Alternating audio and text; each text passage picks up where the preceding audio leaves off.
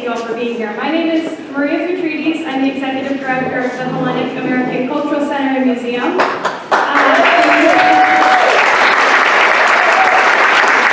just want to say welcome. It feels so good to have everybody here in person, finally, and hopefully this is the start of many more events that we can all be together. So without further ado, I'll let Annie introduce our speaker for the evening and sit back and relax. Thank you.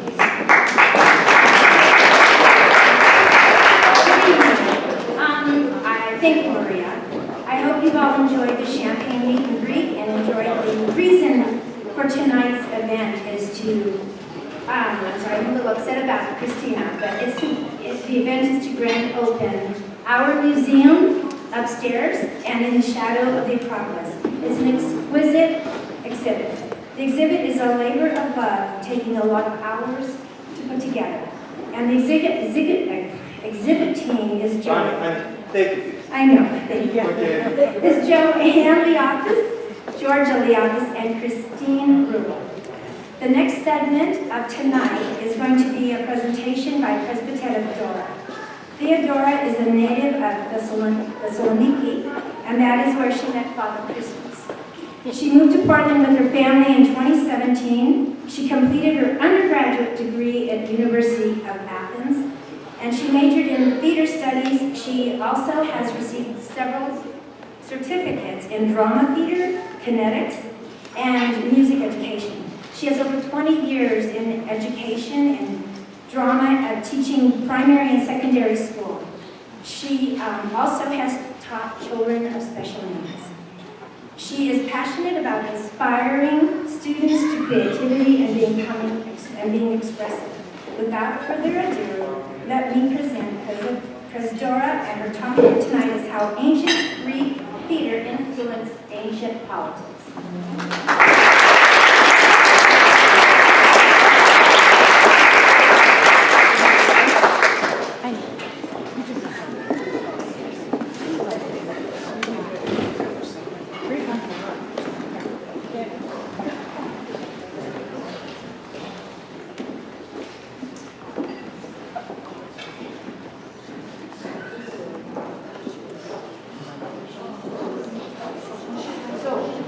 I would like to welcome you all to today's presentation.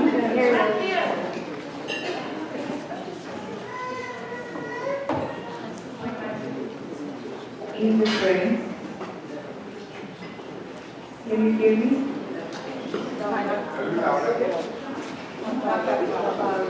Hello? Hello? Can you hear me? I can hear you now. So I would like to welcome you all in today's grand opening of the museum. I would like to thank Annie McGowan, the board of the museum, George Papas and Chrysula, and everybody that worked in the kitchen today. I would like to thank all of you that you are here today to join us. And actually, we are all here to share our appreciation for the Greek culture. We don't need to say that. So I'm very happy to share with you things about the Greek culture. I'd like to thank my family also for their support and patience all these days of preparation. And now, we will begin with... Are you idiots? The theme is ancient theater and its connection with the regime of its time, as it developed in Athens of the 5th century.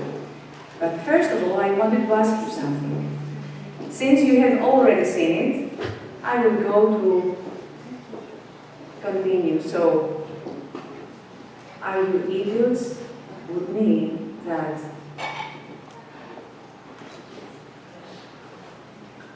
idiot is the private person that lives a private life. The opposite of private life is a public life. So idiotis is a private individual versus politis, who is a citizen. So now you can answer yourself if you are idiots. And why the word idiotes ended up meaning idiot? For the Athenian democracy of the 5th BC, it was important to live a public life. People were expected by the city-state to be present and participate directly in all forms of government. We will see later how they did that. It was not well accepted for someone who was minding their own business, instead of incorporating themselves with others into the community. This way, the word idiotis became synonym to stupid. Citizens, in order to be involved in politics, had to be educated. And how would this be achieved? By theater. And another etymology for theater. It becomes from theatro, from the verb theome, that means to watch. Theater cannot exist without the audience. Without spectators, we don't have theater. It's made for the audience. And now that we know that the audience is required, let's see what is theater itself. I will start from my favorite, Aristotle, and his definition for tragedy. Here we see some words. Tragedy is an imitation of an action of high importance and complete, and of certain magnitude, by means of language and rich with all kinds of ornament, each used separately, acted, not narrated, through pity and fear. It accomplishes catharsis of these and similar emotions. But we will go to the key words here.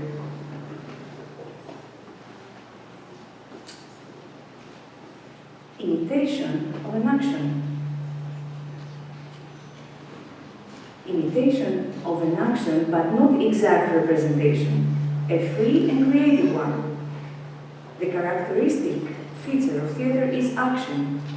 This is why a theatrical text is written not to be read, but presented. The performers portray heroes, playing with their body, their mind, their emotions, and their soul. The audience participates emotionally and logically, and through the magic of art, this is the pity and fear, they become free and superior people. That was Aristotle's point of view about catharsis. Now let's see what the ingredients of theater are. The myth, the plot, through the speech, the music, the plays of the theater, the sets and the costumes, the heroes with their specific character and mindset. And what else happens in theater? It is a meeting place. A meeting place for all the arts. We see there poetry, prose, dance, music, visual arts. We see the actors getting united with their character, and we see the audience identifying with their heroes, so they all meet together.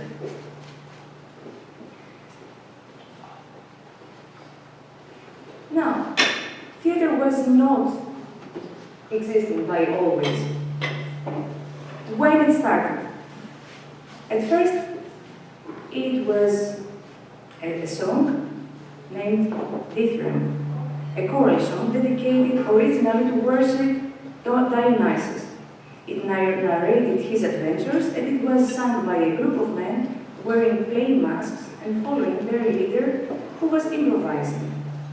Later on, the content of Dithyramb opened to other gods and heroes, and the members of the chorus were dressed like satyrs, who were gold-featured followers of Dionysus.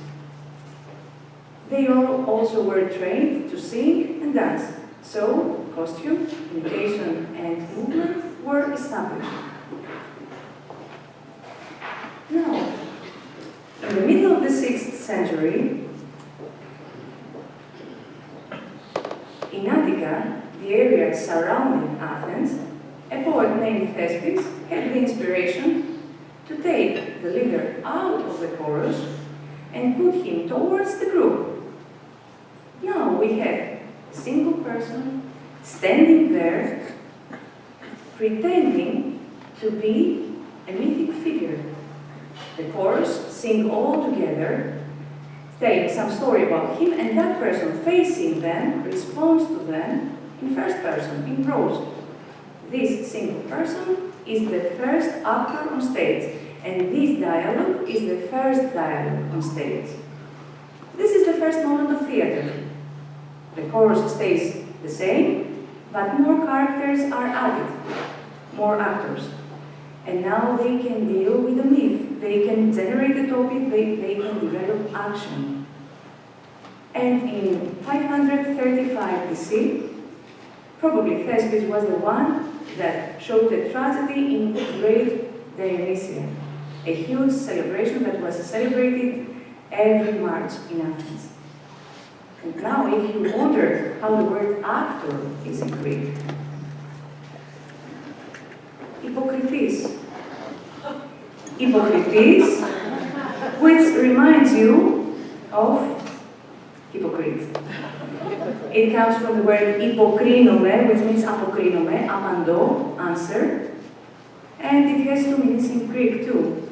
Actor and the second one, hypocrite, because we have hypocrites also there.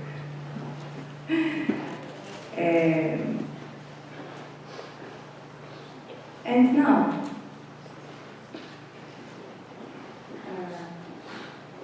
I have to go back.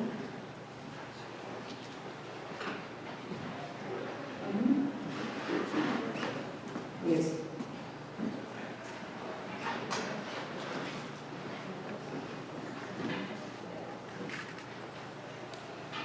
Now, the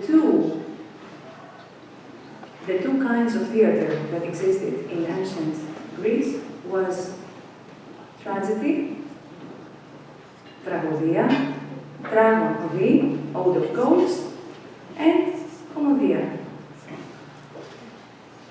Homos was the improper song.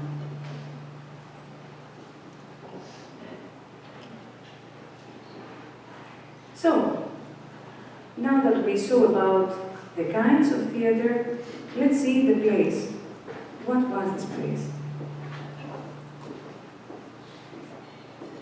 The theatrical events first were presented in Archea Agora, in the forum. Theater did not have its own place. Later on, the theater moved away to its own space, but even then, the democratic principles entered into its own construction.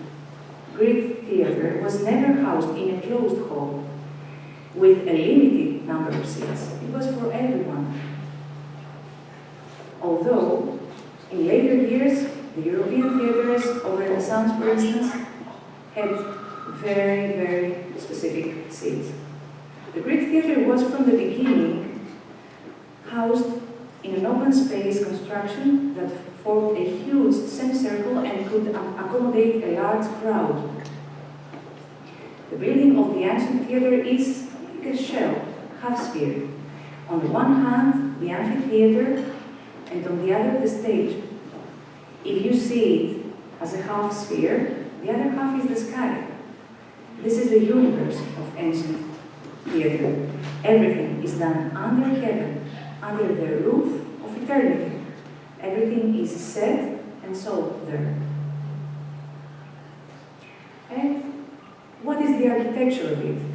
You see the orchestra. In the orchestra, the chorus drums enters through the two parados, left and right. It is the first level of theater. They go and move and dance there. That's why its name is orchestra. Orkume in ancient Greek means I dance. So, the chorus is in orchestra. in the center of the orchestra is an altar.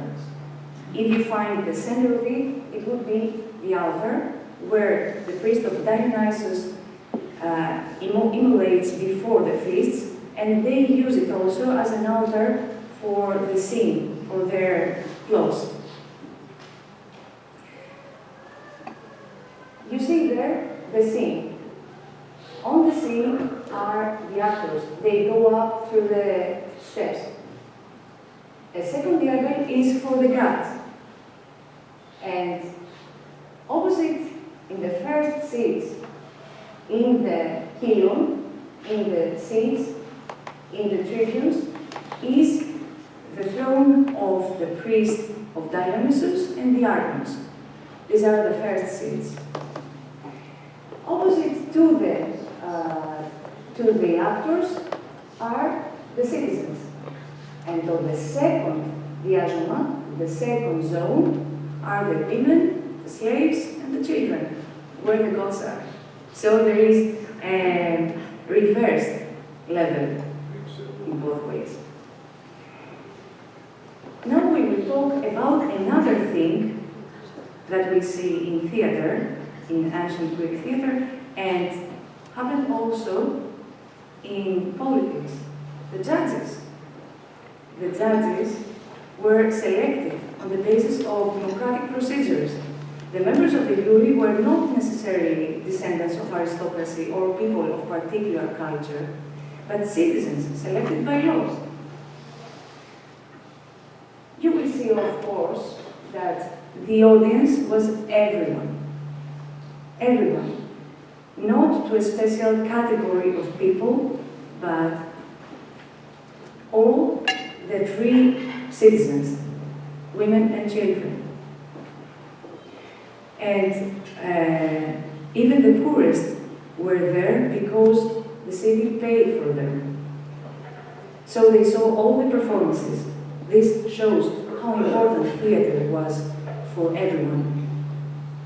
And then, what was the content? The content of the theater was taken from myths. The writers of tragedies would use from the inexhaustible source of myths. They would associate their stories with contemporary affairs, though, because they were concerned about what happened in their age. Comedy was eminently critical and satirical, and deals mainly with the political current affairs of its time. Of course, comedy again gives a strong message. So, we saw here that we have all these elements that are connected to democracy. The place that is under open air, the judges, that they are selected by lot, the audience, that is everyone, and the content that is connected to everyday life, even if it is taken from it. Let's now see what this political system is, democracy. Democracy derives from demokratia. Demos, which is the people, και κράτος, which is the power. So, we have the power of people. In other words, the people govern themselves. We don't know when the term democracy started. Perhaps it was created by the opponents of the Athenians that criticized the power of the people. Who were the people? All Athenian citizens, men, free, coming from Athenian parents, excluded women and medics, the residents, we would say now, and the slaves. What are the characteristics? So, what are now the characteristics of this democracy?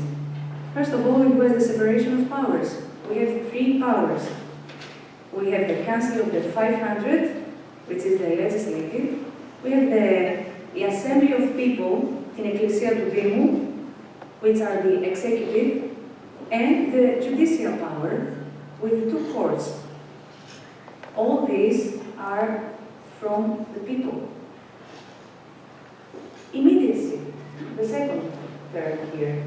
All citizens could participate in the assembly, στην Εκκλησία του Δήμου. They could vote, while if they wanted to take part in the parliament and the court, they had to be 30 years old, and they were again selected by law. A huge proportion of them was selected by law. There was no state or government as we know it, but all citizens were directly involved in the commons, and decisions were taken by vote, based on the principle of majority. Parity, η ισοτιμία. Everyone had one vote, and in a large percentage was thrown in public positions.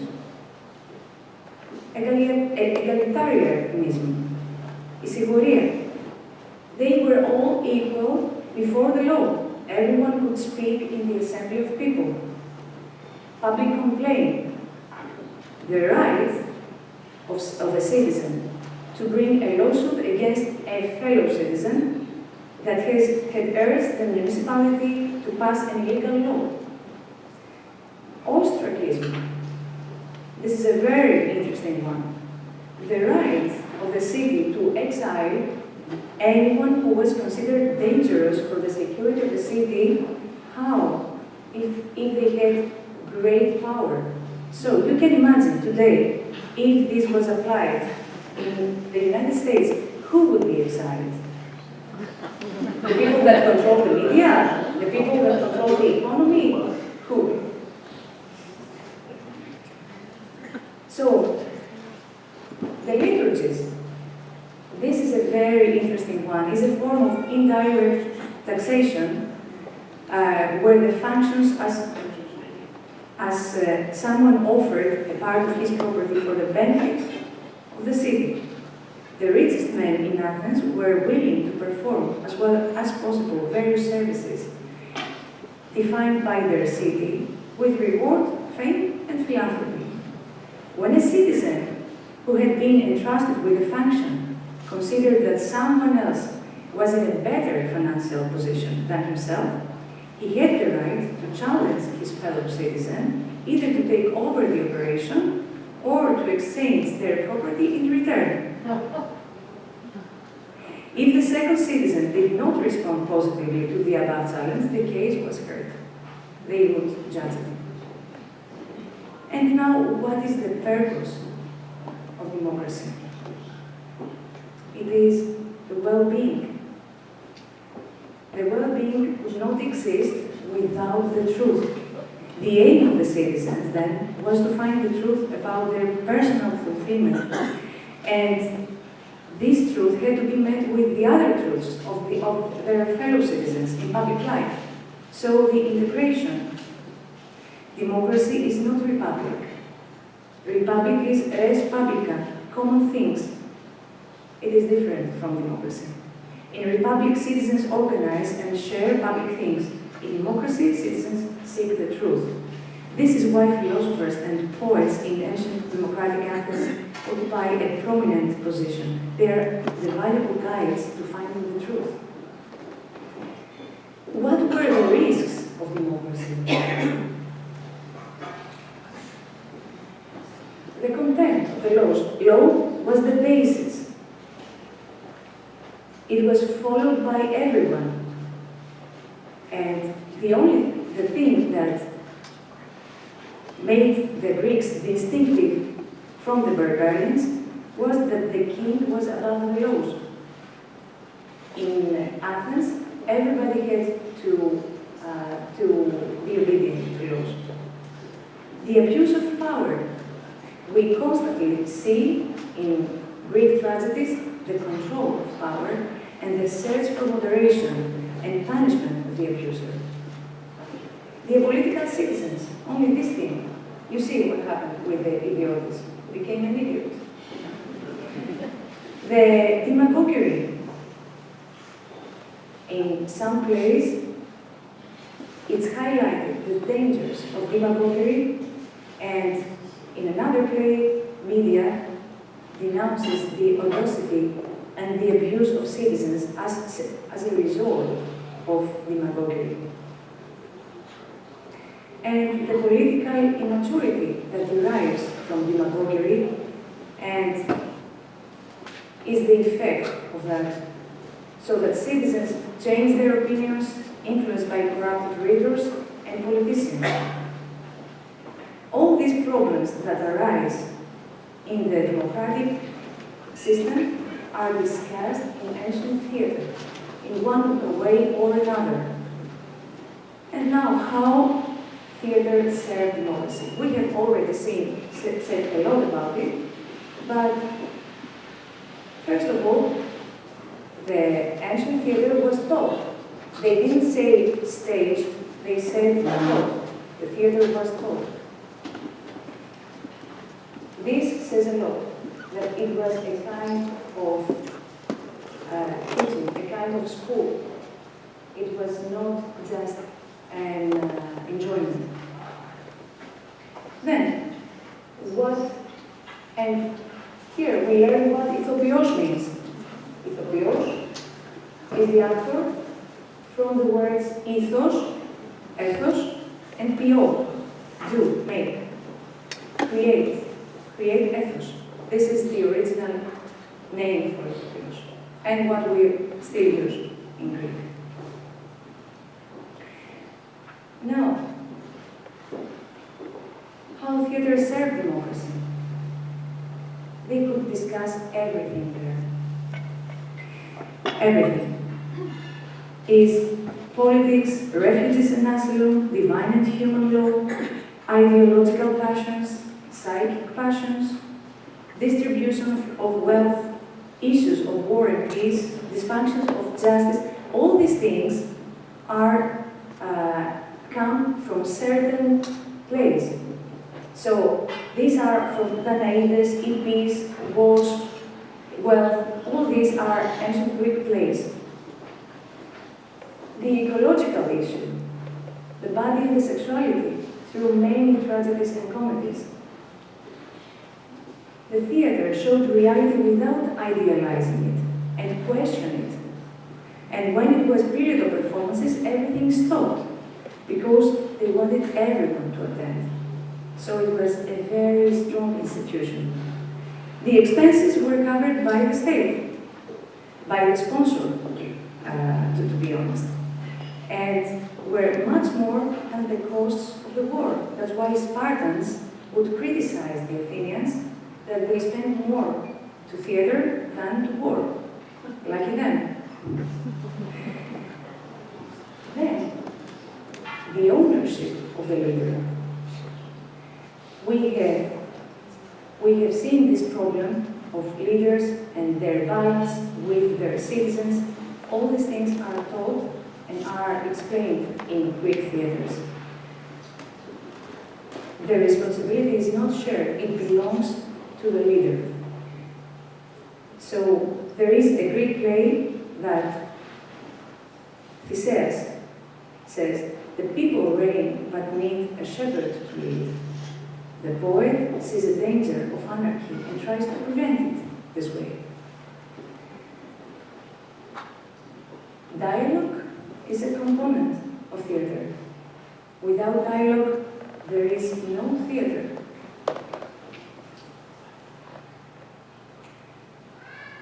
The collective element, the existence of the presence of chorus.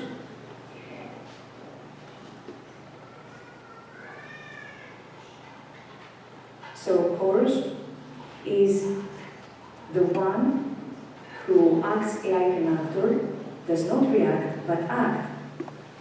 It judges, it waits, it motivates, it warns, and generally represents the Athenian citizen. We can see today that there are not choruses in plays, because directors cannot use chorus. The public opinion is split. The persuasion We have a play in Orestia, we have Athena who asked the Erinyes, the Furies, to say innocent Orestes. And this is remaining. There is not the force of war, there is not the force of violence, there is only the force of persuasion. This is the power of democracy. Concord. When democracy was restored in 411, all Athenians swore to forget their enmities. This is shown in Lysistrata, in the monologue of Iocasta, and also the innocence. The Greek verdict is innocent, not non-guilty. Can you understand the difference? How huge difference there is.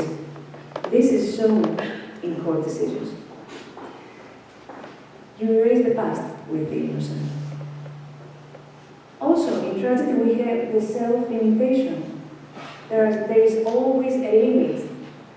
And the ultimate problem of the autonomous man is how they know when they exceed their limits. People are fully responsible for their actions, even if their actions evolve without them knowing it. So the consequences can destroy them. They do not know the limits before they clash with the divine. In the end, knowledge is not learned, it is experienced. And wisdom occurs. This is the pattern. The observance of the divine and human laws. We said how important is law in Athenian political system. There is a juxtaposition between deep contrasts. Each party believes that right is on one side and tries to convince through deeds equally before the laws is shown.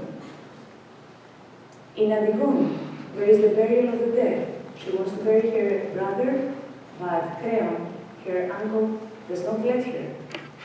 She sacrifices. She buries her brother, and then she gets executed.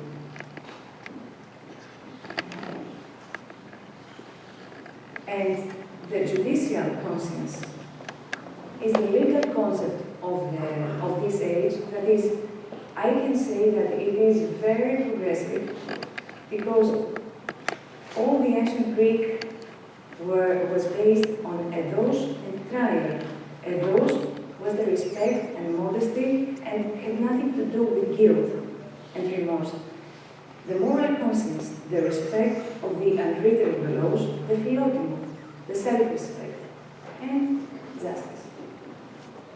Therefore, theatre was for the Athenians not only luxury to entertain the spectators or to cultivate their aesthetics.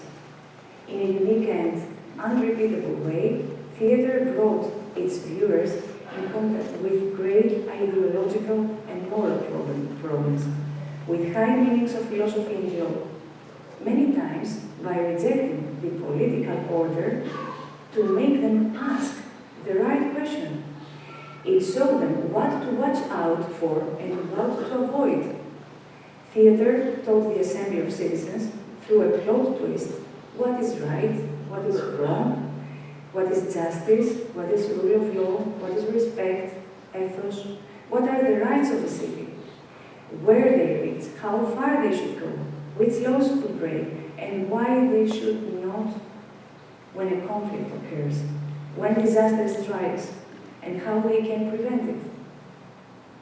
Theatre as a stimulus, as a reversal, as a point of view, reconstruction, gave the audience the key to understanding the world and told the citizens that they had to live according to the dictates of eidos and judgment. It would be very interesting to see what the Western world has kept of all that. Maybe Hakan will arrange a new speech for that.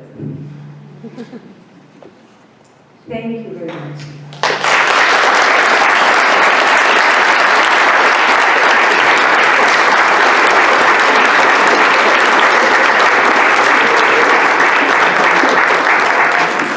thank you for your dedicated observance. And I would like to ask who has a question.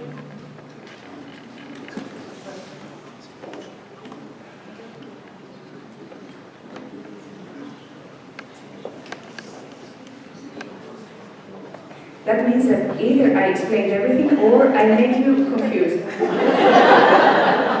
have a question. Yes, Father. So, when they had the chorus, how much back and forth was there for the chorus? Like, would it be, you know what I mean? The chorus. You are talking about the number of chorus. Yeah, so when they had, the chorus was involved in the theater, right? Yes, So there'd be they stayed in response. their place. How much back and forth was there?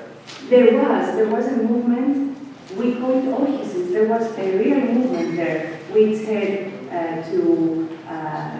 they had the same movement or different one, but they all followed a rhythm, the rhythm of the music and the rhythm of the words, because it was poetic. The words were poetic and they had their own rhythm for the chorus to be guided and move around the orchestra. Πότε παρενέβαινε ο χορός, πότε παρενέβαινε. So they were talking during, if we see the schedule of a Greek tragedy, they were talking in between the acts. But they would also talk to the hero when he had a problem and he wanted to solve it. So we see them saying their opinion during the theater, during the performance. But there is in between the acts too. Yes, Anne. So nowadays we have someone who writes a script, you know? They're writing something for theater and there's a name on it. This person wrote this script and this is what we're going to watch. But so in these times, who's writing what they're performing? We have We cannot hear tragic, you. we have tragic poets and comic poets. The tragic poets, the three more important are Aeschylus, Sophocles, and Euripides. They were the three tragics, as we call them. And the most known comic writer was Aristophanes. You have heard of him? Yes. These were the name. Of course, there were a lot, and they would all of them be in a contest, and the best would win. So these three were the ones that had the most wins, but more than that, they were the ones that depicted everything, and they gave vision to the people. So do they have like people trying to influence them? Like, because you're saying that these people have a big influence on the ideas and the, are they just, they're not working alone, right? They have like people who are, you know what I'm saying? This is very, very good question. So we call it stratευμένη ποίηση, στρατευμένη τέχνη, but there was not such a thing. There was one time that Aeschylus wrote a tragedy for Perses, and he was influenced by a politician to do that. Of course, he passed again his ideas. He was talking about Perses, but he was talking about the Greeks. And of course, you know that poets in general have a vision and they look further than the politicians. The main thing was that the common conscience, this common conscience was around everyone, and everyone could understand that this was not taken by a political party, but it was about their truth of life. So they were over parties, and another thing was that, for instance, Aeschylus was an aristocrat, but what he served was the democratic ideology. Isn't it weird? Because he could see forth. Yes, How often did they have these plays? And one. There were Once a many. year? There were many shows, but the Great Dionysia that I was talking about was once a year, every March, that all the allies would come and watch it, and it was a huge celebration because Athens showed its power to their allies. They would show the money that they had collected from everyone. They would have them there to show what they can produce. So this one that we're talking about was the Great Dionysia. But there were many other, there were small Dionysia, there were Thesmophoria, there were other gatherings as well. And you know how it happened. They would go in the morning, and each day one tragic poet would present 3 plays. They would go in the morning and they would leave with the sunset. They would watch these 3 plays, next day the same, next day the same for 3 tragics, and the 4th day they would go and watch 4 comedies from 4 different comic writers. And they would take their food. It was like a picnic going there. But nobody thought of not going because it was promoted for everyone. We have a question back here. Yes, I think that before it was. Yes. So, what were the qualifications in order to be a pastor, and did they allow women to be actresses? Or did the men dress as women in those female roles? The last one. It was the last one. And this is a very good question again, because the actors were the citizens again. They were drawn by lot. Of course, there were some of them that were more into this, but many citizens were drawn, and actually they were paid for the days that they would miss from their job to be there. So you understand that we talk about teaching in all levels, in the audience, in the chorus, in everyone. Everyone studies and learns these things that they want to transmit. And the other thing, that, before we do, you asked that, the other important thing was that the only way to not go to the military was if you were a member of a chorus. It was meant to be the same importance of going to the war or going to serve the military. Yes? Do you know what percentage of the population of Athens were citizens? Yes, it was about 50,000 free citizens and about 10,000 medics, residents, about 800,000 slaves.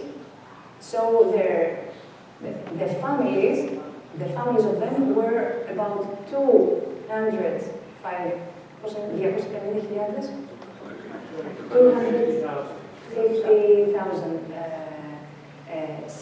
the families of the citizens. Okay, so altogether in ancient Athens it would be around 300,000.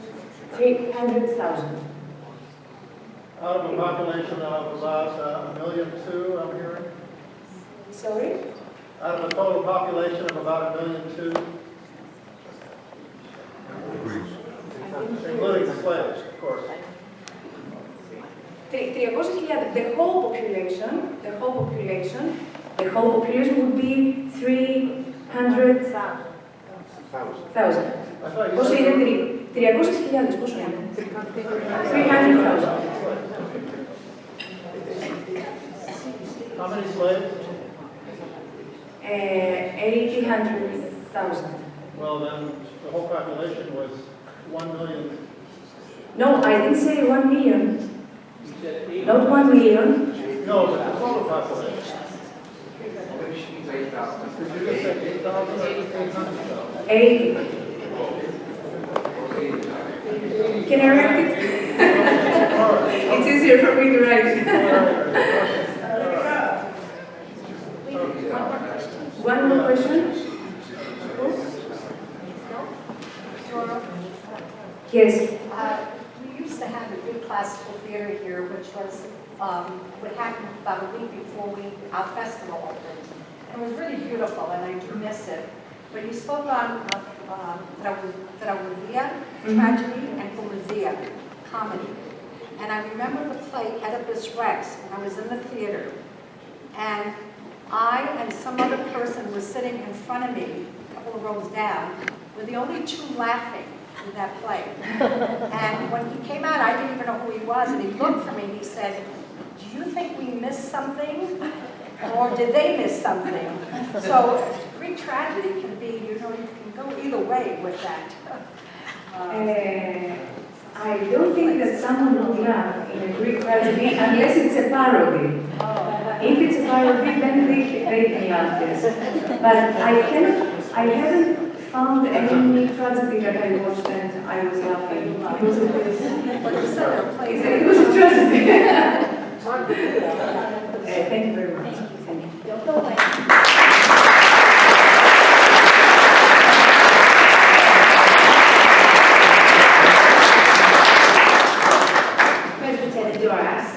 Thank you. These are from the Hellenic-American Cultural Center and Museum. Our gifts to you. Thank you for that wonderful, wonderful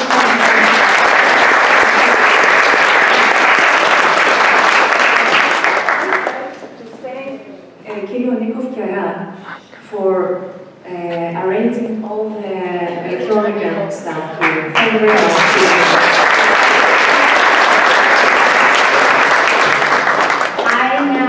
Pleasure of introducing to you Mary Osborne Bertopoulos, who is the Hellenic-American Cultural Center and Museum chairperson. Mary?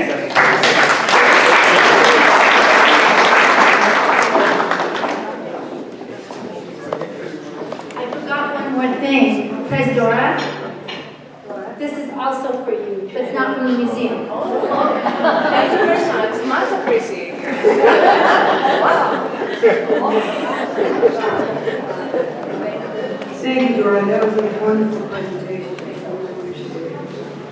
I'd also like to remind everybody to please say a prayer for Christina for a speedy recovery. It's unfortunate that she fell tonight, and hopefully she'll be okay. I'd like to just remind everybody to say a prayer that Christina recovers quickly from her fall. So I would also just like to thank everybody, just take a moment to give thanks. First of all, to my board of directors. We're so grateful to all of you for your dedication and commitment. You all know who you are. And also, thank you to our volunteers. Without their support, events such as this evening would not be possible. So thank you, volunteers. And then thank you, the audience, for attending tonight's event. Your donations make it possible for HACCM to support events like this. We appreciate your donations, so thank you. And last but not least, we'd like to thank George and Priscilla Pappas for preparing such delicious and lovely stuff.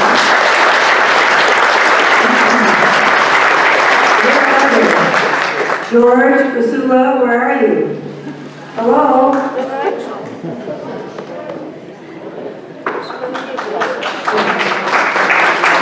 We're supposed to be at the back of the room saying giving a standing applause, but Annie's going back to give them a bouquet of flowers as a token of our appreciation. Thank you. And thank you all for attending. Have a safe trip home. Good night. There they are. Thank you, George and Priscilla.